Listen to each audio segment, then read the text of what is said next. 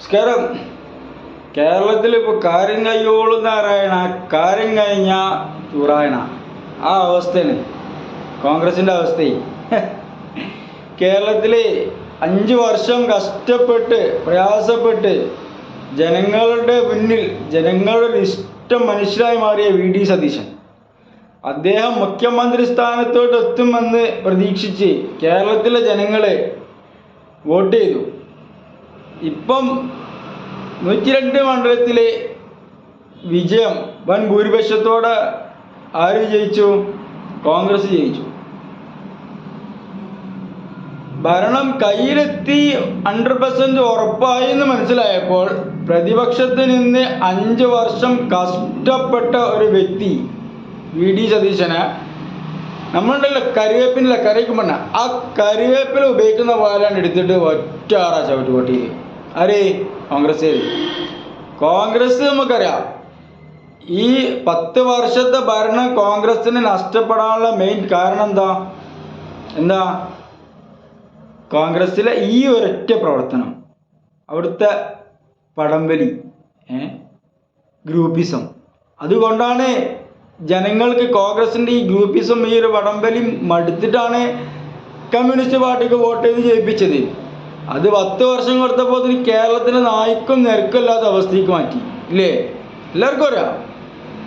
ഇത്രയും മോശപ്പെട്ട ഭരണം കേരളത്തിൽ കാഴ്ചവെച്ചു. അത് കേരളത്തിലെ ജനങ്ങൾക്ക് മനസ്സിലായപ്പോൾ എന്തായി? കേരളത്തിലെ ജനങ്ങളെ എല്ലാവരും മനുഷ്യനായ ഈ വി ഡി സതീശനാണല്ലോ നേതൃത്വം വഹിക്കുന്നത് എന്ന് കണക്കൂട്ടി നമ്മളെ കപ്പൽ, പണ്ട് വീണ ജോർജ് പറഞ്ഞ കപ്പലുണ്ടല്ലോ, ഈ കപ്പൽ ആടി വരാതിരിക്കാൻ വേണ്ടിയിട്ട് നല്ലൊരു കപ്പിത്താൻ ഉണ്ടല്ലോ എന്ന് കണക്കൂട്ടി കേരളത്തിലെ ജനങ്ങൾ എന്ത് ചെയ്തു? ഒരു കപ്പിത്താനെ വേണ്ടി ഏൽപ്പിച്ചു കൊടുത്തു, വി ഡി സതീശനെ മുന്നിലിരുത്തി. ഭരണം കയ്യിലായപ്പോൾ ഒറ്റ ഏറ്. കോൺഗ്രസ് ഒരു കാര്യം മനസ്സിലാക്കേണ്ടത് എന്താ അറിയോ? കേരളത്തിലെ ജനങ്ങൾ പൊട്ടന്മാരല്ല, അത് മനസ്സിലാക്കണം.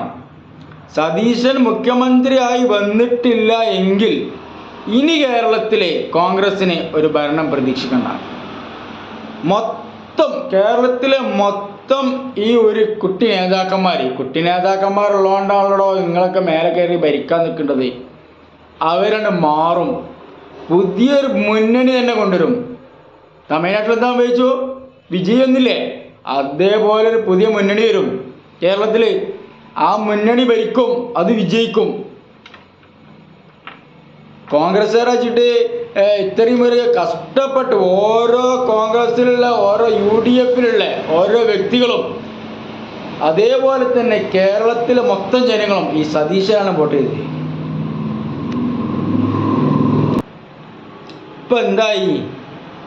സതീശന് മുഖ്യമന്ത്രി സ്ഥാനമില്ല, ഏതോ ലോക്കല് മന്ത്രിസ്ഥാനം കൊടുക്കാണ്. അതിന് സതീശനെ കിട്ടില്ല, നിങ്ങൾക്ക് കിട്ടില്ല. ഇനി സതീശനില്ല എങ്കിൽ കേരളമില്ല, അങ്ങനെ മനസ്സിലാക്കിയാൽ മതി. ജനങ്ങൾ മറക്കുന്നില്ല. അതുകൊണ്ട് ബഹുമാനപ്പെട്ട നമ്മുടെ കോൺഗ്രസിൻ്റെ നേതാക്കന്മാരോട് പറയാനുള്ളത്, ദയവ് ചെയ്ത് മുഖ്യമന്ത്രി സ്ഥാനം സതീശന് നിർബന്ധമായി കൊടുക്കണം. അത് യാതൊരുവിധ അപ്പീലുമില്ല, ഒരു സംശയമില്ല. അതുകൊണ്ട് നമ്മുടെ മുഖ്യമന്ത്രിയായി നമ്മൾ സ്വപ്നത്തിൽ പോലും കണ്ടൊരു വ്യക്തിയാണ് ആര്? സതീശൻ. ആ സതീശനെ നിങ്ങൾ മുഖ്യമന്ത്രി സ്ഥാനം കൊടുത്ത് കേരളത്തിൽ നല്ലൊരു ഭരണം കാഴ്ചവെക്കാം. അതുകൊണ്ട് ശുഭരാത്രി.